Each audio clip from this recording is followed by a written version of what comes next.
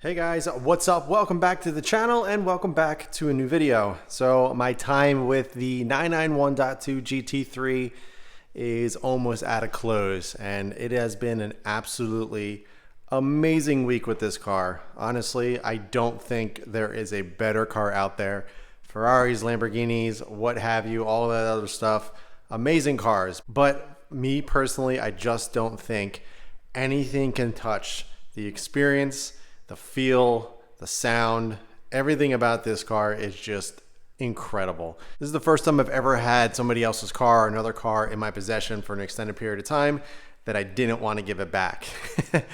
Jeff has been extremely generous in letting me enjoy it for a decent amount of time. This is a $200,000 car that he was literally forcing me to take. And the day I picked it up, I was even asking him, I was like, are you sure? And he was like, absolutely, take it, enjoy it, have fun with it, drive it in the rain, do whatever you want to it, you know, get the experience that you want out of this car. And it's just been an absolute dream to, I guess, kind of own this car for a week. Being able to just drive it every single day, drive it to work, do all the daily things that I normally do in my cars. And it's just an absolutely incredible car. And yes, this is it for me. You know, as I mentioned, the Lambos, the Ferraris, all the other really expensive exotics and everything, they just don't do it for me. This is the it car.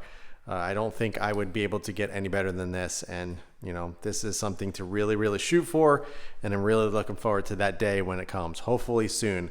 My goal, I'm 38 right now. My goal is, I said on my 40th birthday, this will be the car. This will be the 40th birthday present to myself. Hopefully we can do it sooner, but that is my main goal. But what I actually wanted to do for Jeff, he actually handed me over a few modifications. And I told him that with my time with the GT3, I will install them for him.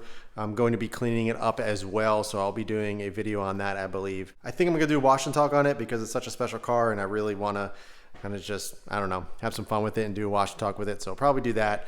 But I said that I was going to install a few things for him. Simple things that he wanted to get done, but he just didn't have time for, so I'm going to do them for him. So two things that you guys are probably very familiar with, one of which is the Blendmount. This is for the radar. This is hooks right underneath the mirror under here. I actually installed this on my F80. I run it, I love it, it's beautiful. It works very, very well, and it holds it nice and tight up close to the mirror. Right now, he has the Valentine 2, which I love. I had the Valentine 1 years and years ago when I had my older cars, and I love that radar. It's fantastic, but since then I've changed over to Uniden, so we're gonna be installing the Blendmount for him. I figured I would show you guys that.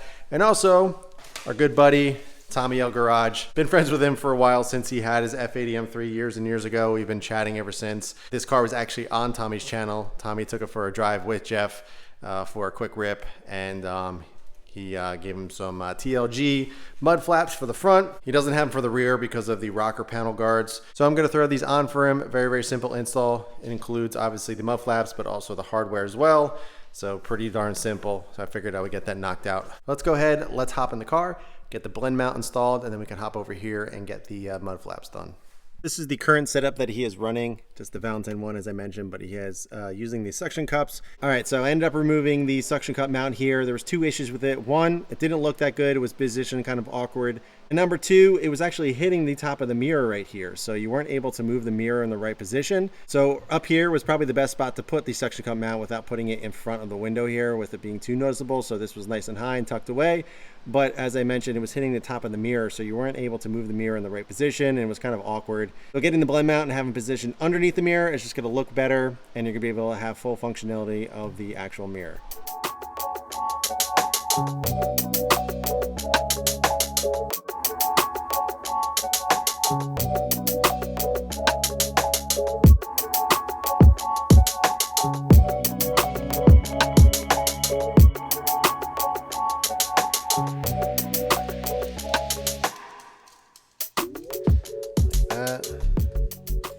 It's actually easier to use the Allen key and hold the nut.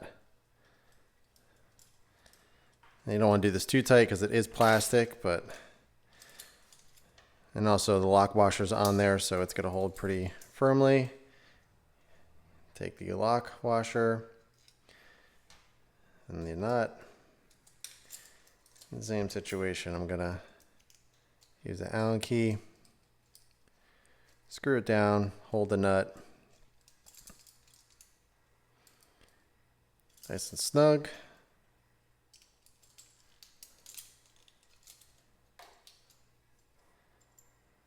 Like so. And there we go. So now we got the actual mount of where the radar goes into. So now what I want to do is actually loosen up all the little adjustability of this. So I'm going to use this one, adjust it all the way out, just so I have some room to be able to mount it. And also you want to open up the actual arm of where it's going on the stem of the mirror. Unscrew this bolt, this screw right here, and that's going to open up the arm a little bit, just enough. I don't want to do too much, just enough to slip over the arm of the mirror. So about that. And then when I get it on the mirror, I'm going to tighten that down. It's got a clamp onto it. And the nice part about this, there's no teeth or anything, so it's not going to damage the mirror stem. I've seen some other mirror mounts that can damage because they have teeth on there to hold on strong. So this one is nice and smooth and looks really good. So also there's some adjustability as well. As I mentioned, you can adjust it forward and back, and then you can actually tilt it left and right as well. But let's go ahead, let's hop in the car, get this mounted on the mirror stem first, and then we can start doing the adjustments.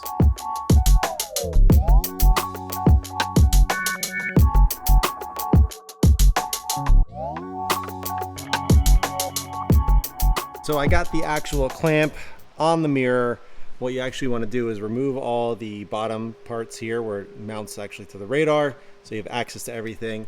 And I have the clamp positioned all the way as far forward, touching the mirror as possible. That's what the instructions say, and that's what I did on my F80 as well. So once you kind of get it in position, you tighten down this screw right here. It clamps it down. This one right here, it actually allows you to adjust left and right. So now we're actually going to work on the mount. It mounts this way. So we're going to take this piece and this piece, and you want to position it in the right orientation. So the screws are going through this side. So we actually want this on the front, so it falls into place right there. And then we're going to take the other metal piece and position that on the back to sandwich it in like so. Then you can put the screws through the back there, put the two screws on the side like this, and then you can mount everything up. This is what you want it looking like. As you can see, I got the thicker side up here to the right to the passenger side, and I got the back plate on. Just screw it through the back, tighten that up, and now we're going to take the two screws and put one through the top here, which is the main screw that holds it on, and the bottom one is the adjust, so you can kind of position it wherever you need to. So let me do that, tighten things down, get it adjusted where it needs to be, and then we can install it. So, or at least put the radar in. Then it plugs right in the side here. I'm gonna have to move some of the slack here and get it tucked away a little bit better, but almost there, and it's gonna look beautiful. So we got everything mounted up, as you can see. Beautiful. It's nice and tucked away from the mirror, or far back, so it's gonna tuck nice and straight under. It's not gonna be sticking out too far or anything. Looks so good, super quality, nice and firm. All right, so now the fun part. We're going to slip the radar into its bracket, clip it into place, take the power and plug it in like so, and then we'll power it up just so you guys can see it. There we go, looking sick. All right, there we go, guys. Looking absolutely amazing. I love Blendmounts. It's so sturdy and so sleek. It honestly looks like it's meant to be here. It looks like a Porsche option, to be completely honest. It's so high quality. It fits so well. It's super sturdy. It doesn't go anywhere. And again, I have this in my F80. I've always wanted one. They were always a little bit on the pricier side, so I never bit the bullet. But once I did, I was hooked. So it's something that's always going to be in my cars from here on out. Love how it looks and everything, and the install of it. It's super cool. The amount of adjustability to get it to exactly the position that you want, to have it nice and centered underneath the mirror and everything is really, really nice. So yeah, really happy with that. So now let's go ahead and start on the Mudflaps, get that installed, and then we can wrap this video up. All right, guys, a little nerve-wracking jacking up a $200,000 car, but it's pretty easy. The jack points are very easy to find. They're actually the body color, so very, very easy to find. But all I wanted to do is get it up enough so I can turn the wheels to be able to get the Mudflaps on. So I got it up, I don't know, not even an inch off the ground, but I'm able to turn the wheels and get it in the right position. But Here are the mud flaps from TLG. Really nice solution. There's no actual places to mount these in terms of the OEM clips or anything like that. So this is kind of difficult to line up. But the cool thing is, as you can see, these little tabs, I'll show you in a second, but they actually slide into the fender, so you can actually position them in the right spot. Now you can move them up and down and kind of position them where you want. Kind of like a universal fitment where you're able to put them out or in as far as you want, but we're gonna keep them nice and tucked in and not too bumped out, but enough to be able to block all the debris and everything coming up from the front of the tires and to protect the side of the cars. So let's start on this side, get this one knocked out, and then I'll jump over to the driver's side and get that one done as well. But let me show you how this works. First things first, let's get the tire or the wheel out of the way. So I'm simply just going to turn it all the way in so I have access to this part right here. So if we take the mud flap, you can see the little tabs there, which is really cool. I was kind of looking at it like, wait, how does this go on? Then you bend the little tabs in and they clip on to the fender right there. So you can see how far or in you want them mounted. They just install with some self taps. So you're basically able to kind of lower, raise them in and out as far as you want. So I'm gonna try to find the position that I would like. My buddy said, you know, do what you think is the best. So I think he trusts my judgment. So we're gonna go ahead and get these mounted up the way that I would do it. All right, so this is where I found the best position. Now I found if I position the top of the flap all the way out, you can see the hole right there. So if you bump it in just a little bit, good, because it kind of flows with the fender and then bumps out. Also, to line up the bottom tab, what I did was put the tab, you can see the side skirt right here. I put the bottom of the tab right underneath that. So it's got enough coverage underneath here. And it's tucked in enough where it's not sticking out and you can see the hole there. So I think that is the best position. So before we actually tap these in with some self taps, I'm gonna make sure it's definitely in the right spot. Then we can go ahead and drill them in and be good.